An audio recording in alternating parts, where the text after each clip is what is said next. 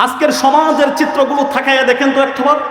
সন্তান অবাধ্য, ছেলে কথা শুনে না, ছেলেটা আমার ইয়াবাকুর, গাজাকুর, মদকুর, জিনাকুর, ছেলে আমার বন্ড প্রথারক, ছেলে আমার ধোঁকাবাজ, ছেলে আমার চাঁদাবাজ, ছেলে আমার সমাজের মস্তান, ছেলে আমাদের সমাজের একজন গুন্ডা।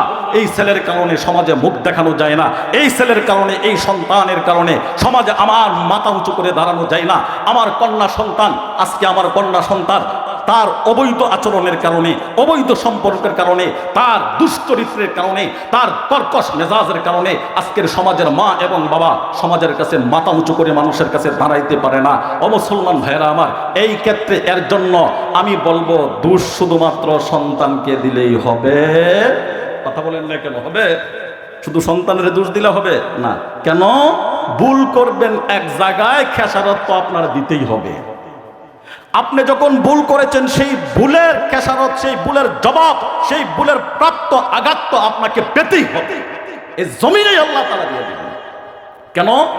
আপনার আমার সন্তান যখন জন্ম নেই, সেই সময় সন্তানকে আমি সুশিক্ষা দেই নাই, সন্তানকে আমি সুশিক্ষা দেই নাই, সন্তানকে আমি দ্বীনি তালিম তরবিয়ত দেই নাই, কোরআন সুন্নাহ শিক্ষা দেই নাই, দ্বীন শিক্ষা দেই নাই, ধর্ম কর্ম শিক্ষা দেই নাই, এক কথায় মাদ্রাসায় লেখাপড়া করাই নাই।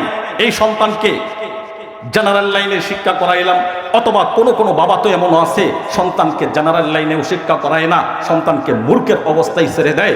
এই সন্তান বড় হইলে বলেন তো, যার ভিতরে দিন নাই, যার ভিতরে কোরআন নাই, যার ভিতরে আখিরাতের ভয় নাই, যার ভিতরে আল্লাহর ভয় নাই, যার ভিতরে জাহান্নামের আগুনের ভয় নাই, ওই সন্তান কি কখনো মা বাবাকে তার সঙ্গে সৌহার্দ্যপূর্ণ আচরণ করবে? কখনোই না। অথচ দোষ দিয়া থাকি পরে আমরা কি সন্তানকে, এই সন্তান আমাকে ভাত কাপড় দিয়া পালে না, এই সন্তান আমাকে দেখতে পারে না, এই সন্তান আমাকে লালন পালন করে না। মুসলমান ভাইরা আমার, খুব ভালো করে বুঝবেন, আমাদের এই সমাজের মধ্যে অনেক ঘটনা আছে এরকমটা। আমি আপনাদের সামনে সব কয়টা তো আর বলা সম্ভব হবে না। অল্প কিছু সময় কিছু কথা দরদ মাখা দিল নিয়ে বলার জন্য চেষ্টা করব। আপনারাও দরদ মাখা দিল নিয়ে শোনার জন্য চেষ্টা করেন, দেখবেন অল্প কিছু কথার ভিতরে হাজারো কল্যাণ পাওয়া যাইতে পারে কি পারে না? হাজারো কল্যাণ পাওয়া যাইতে পারে। মুসলমান ভাইয়েরা, আমি আমার বাহ্যিক দৃষ্টিকোণ থেকে, আমার জীবনের ঘটে যাওয়া একটা ঘটনা থেকেই আমি আপনাদেরকে শুরু করছি আলোচনা। ইনশাল্লাহ বুঝতে পারবেন। বিগত 2 বছর পূর্বে সাতক্ষীরা নামক একটি জেলা বাংলাদেশের, সেই জেলাতে মাহফিলে গেছিলাম। যাওয়ার পরে রাত প্রায় 9:30 বাজে। রাত্রে 9:30টার দিকে আমাকে আলোচনা করার জন্য যখন তুলে দিবে, এই মুহূর্তে আলোচনায় চলে যাব। যুবকরা আসছে, হুজুররা আসছে, হুজুর আসেন প্যান্ডেলে আলোচনা করার জন্য। এই মুহূর্তে হঠাৎ করে একজন বৃদ্ধা বাবা, খুব দিলের কান দেওয়া কথাগুলো বুঝবেন, হায় হায় সমাজের চিত্র আজকে কোথায় গেল, হায় হায় সমাজের অবস্থা আজকে কোথায় গেল, কতটা অবক্ষয় হয়েছে আজকে আমাদের সন্তানদের। তখন আমার কলিজায় আঘাত লাগলো। আমি শুনতেই আমার চোখ দিয়া এমনিতে নিজের অজান্তে টপ টপ করে পানি বাহির হইতে শুরু হইল।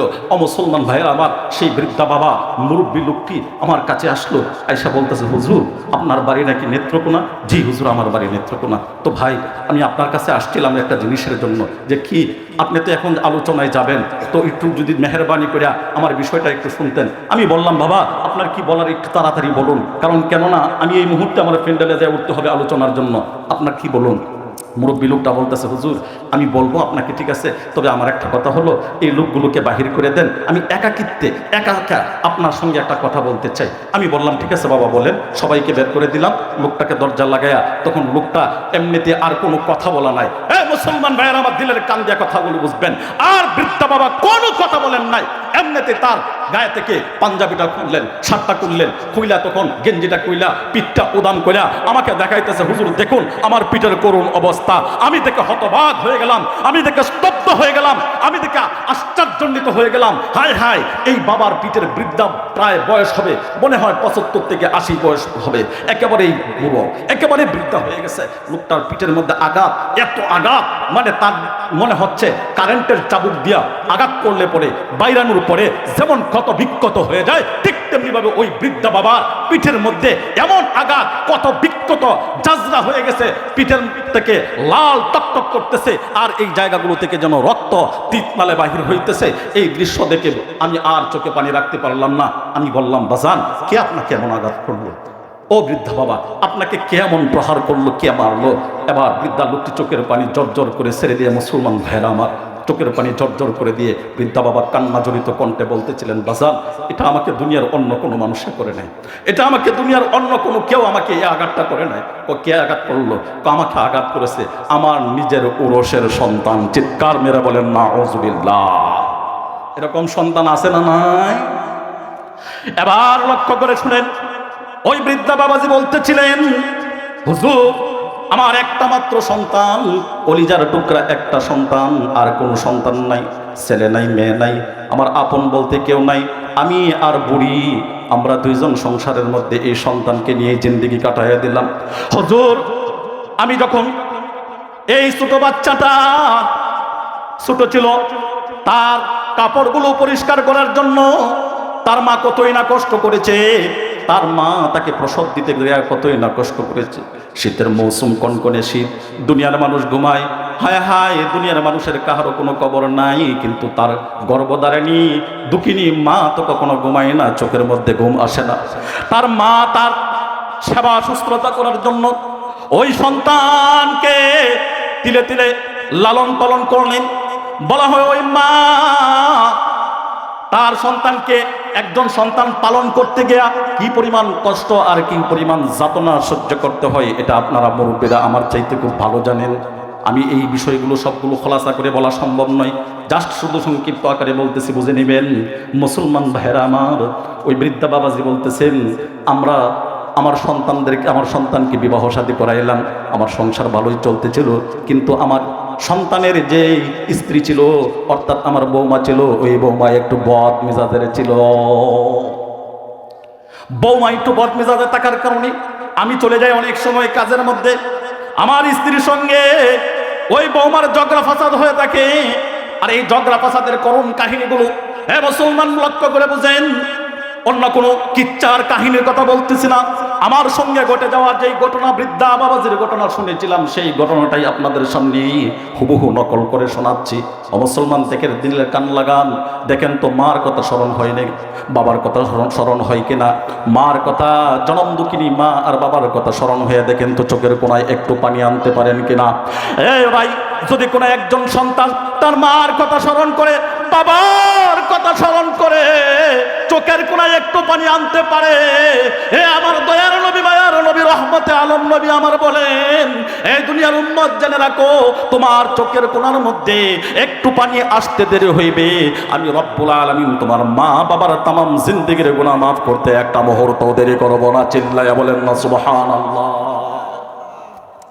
এ ভাই, বৃদ্ধা বাবা, এ ভাই, আপনার সাউন্ড কি হইলো? এটা মুখ সরাইলে তোর সাউন্ড থাকে না। আমি বসছি কিন্তু এলাকার সন্তান মাইক পরীক্ষার জন্য, আমি ওয়াইজি না, বুঝতে পারছেন আপনি? মাইক ঠিক করেন, কারণ বড় বড় আলোচকরা যারা আসবে তখন কিন্তু এটা বললে আমরা মেনে নেব না। হ্যাঁ, সব মেনে নেব, কিন্তু মাইক মেনে নেব, দয়া করে আল্লাহর রাস্তে। এমনিতে গলা ভাঙ্গা, অসুস্থ, আর হয়েছে মাইক, এই যে মুখ সরাইলাম, ধাক্কাইয়া গলা দিয়ে, আপনি দেখবেন যে একজন আলোচকের যখন ওই চেহারা গামবে, তখন বুঝবেন মাইকের সেটিং হয় নাই। আমরা প্রায় প্রায় মনে 7-8 বছর যাবৎ পর্যন্ত এই ওয়াজের লাইনে মাইকের মধ্যে কথা বলে অভ্যাস, জানি মাইক সেটিং হয় কিভাবে। যাই হোক, আমি যে কথাগুলো বলতেছিলাম, এবার বৃদ্ধা বাবা বলতেছিলেন, হুজুর, আমার সন্তানকে বিবাহ করাইলাম, সন্তান দুর্ব্যবহার করতে শুরু করলো, আমার বাড়িতে আমি ছিলাম না, এক পর্যায়ে আমার স্ত্রীর সঙ্গে, তার শাশুড়ি আম্মার সঙ্গে ওই মেয়েটি, বৌমা, দুর্ব্যবহার করতে শুরু করলো, মাকে অনেক গালিগালাজ করলো, কিন্তু তারপরেও তার কলিজা শীতল হয় নাই, কলিজা ঠান্ডা হয় নাই। বলা হয়েছে একটা বার আমি বাড়িতে নাই, তার স্বামীও বাড়িতে নাই, আমার কলিজার টুকরা সেই সন্তানটা যখন আমার কাছে বাড়িতে চলে আসলো, আসার পরে তার স্ত্রী তার কানের মধ্যে কুমন্ত্রণা দিতে শুরু করলো। এবার কুমন্ত্রণা শুনতে শুনতে শুনতে শুনতে শুনতে এক পর্যায়ে আমার সন্তানও দিশেহারা হয়ে গেল। আমার সন্তান তার মায়ের কাছে গেল, তার মায়ের সঙ্গে কথোপকথন করতেছিলেন, কথাবার্তা বলতেছিলেন, কথাবার্তা বলতে বলতে এক পর্যায়ে বলে, আমার কোলাঙ্গার সন্তান তার মায়ের তার মায়ের উপর হাত প্রহার করলো, হাত তুলে ফেললো, আর মা হাউমাউ করে চিৎকার করে কান্না করতেছিল। ও মুসলমান ভাইয়েরা আমার, মা কান্না করে, আর এমন অবস্থায় পাড়া প্রতিবেশীরা আসে মাকে ফেরানোর জন্য, কিন্তু না, কাউকে মানে না। এক পর্যায়ে আমি কপাল পোড়া যখন বাড়িতে গিয়ে পৌঁছাইলাম, দিলের কান লাগাও ভাই, দিলের কান লাগাও, দেখো চোখের কোনায় একটু পানি আসে কিনা।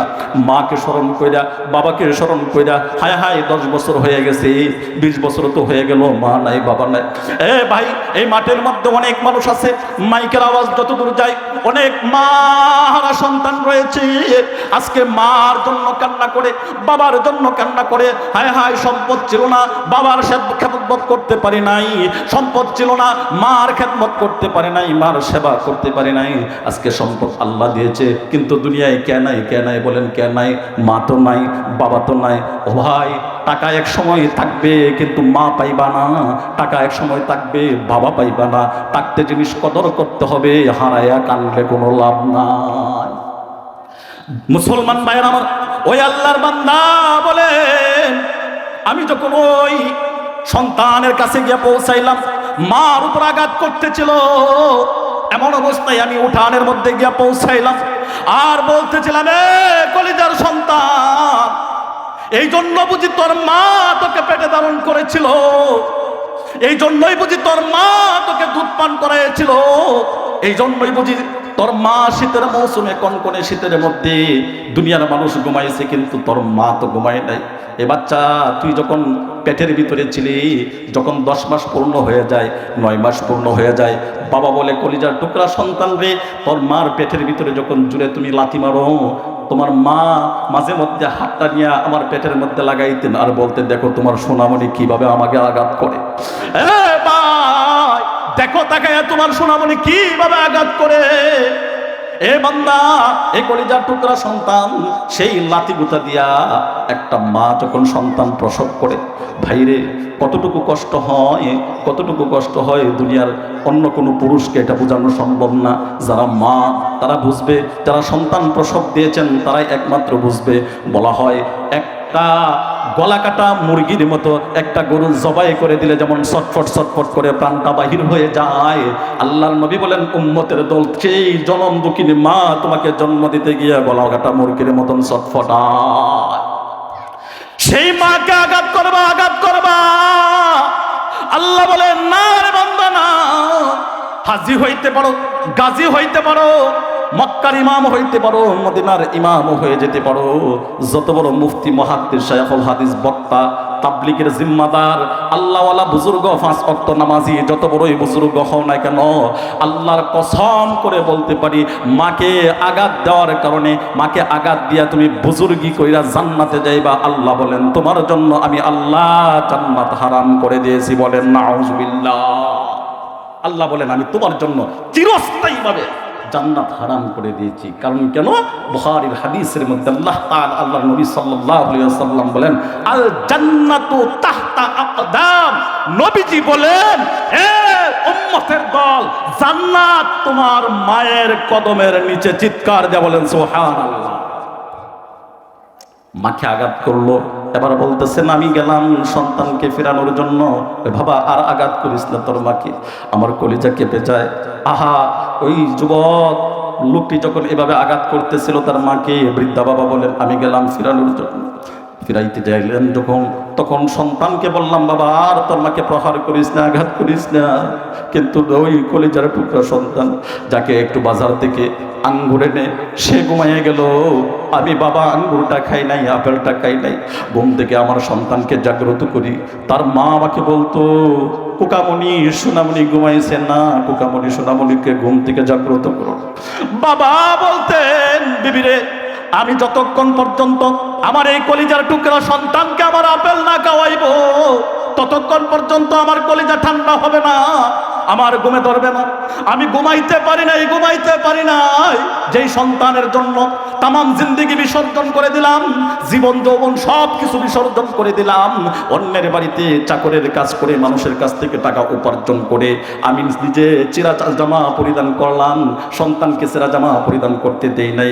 সেই কলিজার টুকরা সন্তানকে যখন তার মাকে আঘাত করতেছিল, মুরব্বী লোক বলেন, হুজুর আমি যখন ফিরাইতে গেলাম তখন ওই কলিজার টুকরা সন্তানটা তার মাকে ছেড়ে দিয়ে এবার আমাকে প্রহার আঘাত করতে শুরু করে দিল। চিল্লাইয়া বলেন নাউজুবিল্লাহ। এমন কুসন্তান আপনার সমাজে আছে না নাই?